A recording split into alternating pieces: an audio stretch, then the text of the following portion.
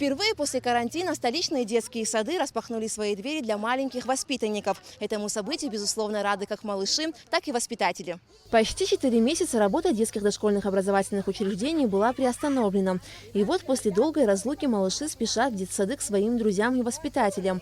Маленькая Ева Ягеллу отмечает, что сильно скучала по воспитателям и играм с друзьями. Я скучала по друзьям, по садику, по воспитателю. Мне нравится, как мы здесь играем. Мы играем в картошку, еще мы играем в догонялки. В столичном детском саду «Аляс» следуют предписанным правилам приема детей. Воспитанников встречают у входа, измеряют им температуру тела.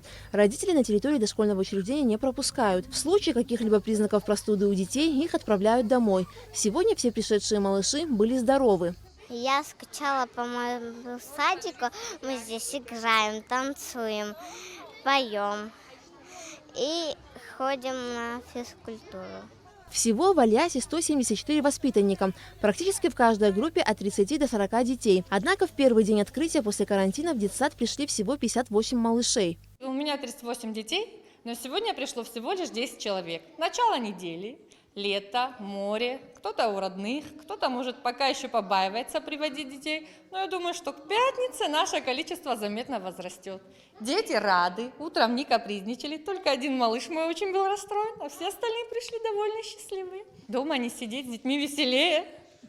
Так что мы рады друг друга видеть. Следует отметить, что в целях профилактики здесь проводят соответствующие мероприятия санитарно-гигиенического и санитарно-эпидемиологического характера. Каждые 10 минут мы должны проветривать групповые комнаты. Вот если в зале идет занятие, то по физкультуре, то музыкальное занятие, да, мы стараемся после того, как одна группа уйдет, спускается нянечка этой группы, все вытирает влажной тряпкой, влажную уборку делает. 10 минут мы проветриваем, потом заводим следующую группу. В детском саду детей кормят 3 раза в день, поэтому все необходимые продукты питания были завезены заблаговременно. Нам в субботу и воскресенье завезли продукты.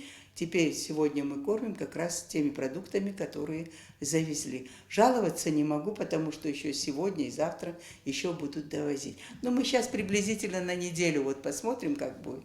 А дальше еще будем давать заявку на продукты, на дезинфицирующие средства. В другом столичном детском саду «Фиалка» сегодня дошкольное учреждение посетило всего 67 человек. Сразу же с приходом детей большой двор сада наполнился детским смехом и веселым шумом. Вместе с воспитателями дети делали зарядку, играли, рисовали. Скачут зайки на лужайке, щиплют травку, прыгают. Волк идет, разбивайте зайцев капитан! Малыши признали, что с нетерпением ждали встречи с друзьями. Я рад, что увидел своих друзей и рад, что я в садик пришел. Мы здесь танцуем, играем, лепим и рисуем. Я скучала по своему другу Баграту, и я рада, что я его увидела. Я скучал по садику, я рад, что своих друзей увидел.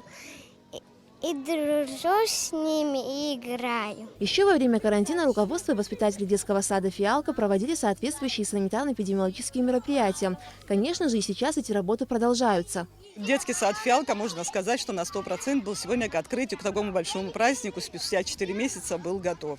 Все нормы, которые были предписаны детским садам, все были предусмотрены. С помощью управления образования у нас не было никаких заминок, что касается дезинфицирующих средств и питания детей. В Сухуми 13 детских садов подведомственных управлению образования столицы. С 6 июля все они возобновили свою работу. Алика Трап, Степан Мартиросян, Абхазское телевидение.